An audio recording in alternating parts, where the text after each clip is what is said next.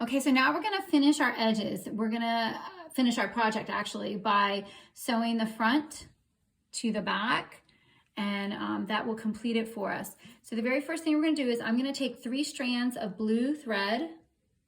So I split my strands in half, and I knot at the end of this. I did not double my thread because I need the length. So I don't need the thickness of the thread, I need the length of the thread. And what I'm gonna do is I'm gonna create an anchor stitch by going in through between so that the knot sets between the fabric, so I can kind of tuck that end in there. Now, I'm gonna go back over the edge and back up through the bottom, right up through the original stitch.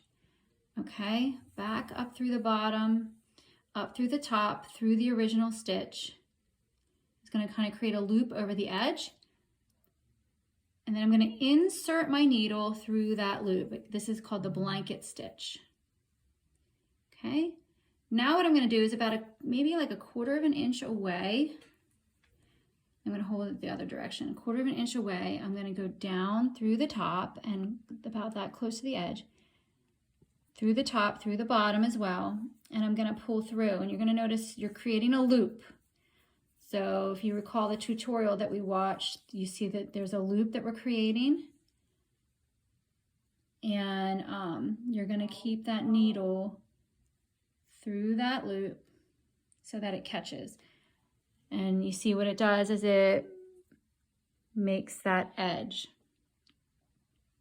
Okay, so I'm going to go back over, keeping my thread to the left. Go back again, about 1/4 of an inch away. I'm going to go from the top to the bottom. I'm going to insert the needle, so the needle's coming out the back. But notice the thread is staying underneath, the bottom thread is staying underneath that needle. In other words, the needle is essentially going through that loop.